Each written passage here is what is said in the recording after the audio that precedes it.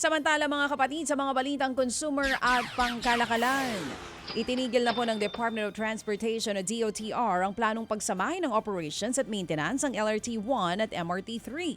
Ayon kay Transportation Secretary Giovanni Lopez, hindi nakapagsumite ng alok ang pribadong grupo na inaasahang magpapatupad ng nasabing proyekto. Dahil po dito, magsasagawa na lamang ng public bidding para sa operations at maintenance ng MRT-3.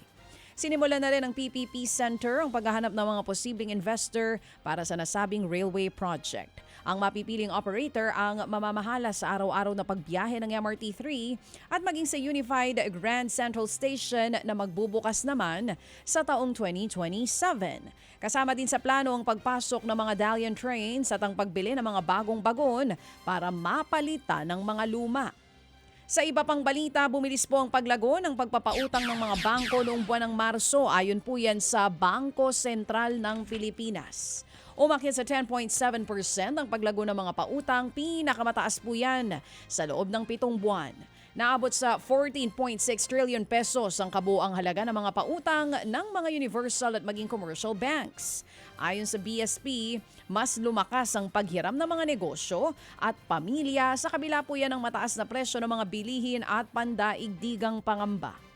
Pinakamalaki naman ang itinaas ng pautang sa mga sektor ng kuryente, real estate, transportasyon at mga negosyo sa pagkain at maging hotel. Lumago din ang mga consumer loan katulad po ng credit card at auto loans. Pero bumagal ang paghiram sa sektor ng konstruksyon at manufacturing. Ayon sa BSP, patuloy po nitong babantayan ang paggalaw ng pautang at supply ng pera para mapanatili ang matatag na ekonomiya at ang presyo.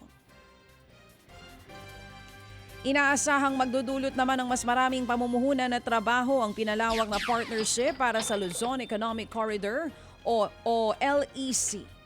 Ayon kay Finance Secretary Frederick Go, mahalaga po ang paglikha ng trabaho para mapatibay ang ekonomiya laban sa mga panlabas na krisis. Sinabi din ni Go na dapat palakasin ang mga infrastruktura at mga institusyon para mas maproteksyonan ang ekonomiya ng bansa. Dagdag pa nito, mas dumami ang interes sa mga dayuhang investor sa Pilipinas. Mula po sa 3 bansa noong taong 2024, umabot sa 10 bansa ang kasama sa partnership para sa LEC. Kabilang po sa mga bagong kasapi ang Australia, South Korea, United Kingdom, France at ibang bansa na magbibigay ng pondo at technical support.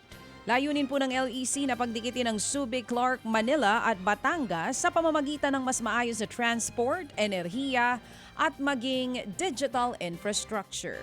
Mga kapatid, patuloy po kayong tumutok sa 105.9 True FM para sa totoong balita, impormasyon, music and entertainment. Mag-subscribe sa aming YouTube channel at podcast at sundan nyo kami sa Facebook, Instagram, X at TikTok sa True Network PH. Bisitahin din po ang aming official website, truefm.ph. At panoorin din kami sa True TV Signal, Channel 19. Kami po ang 105.9 True FM. Laging true sa'yo, kapatid.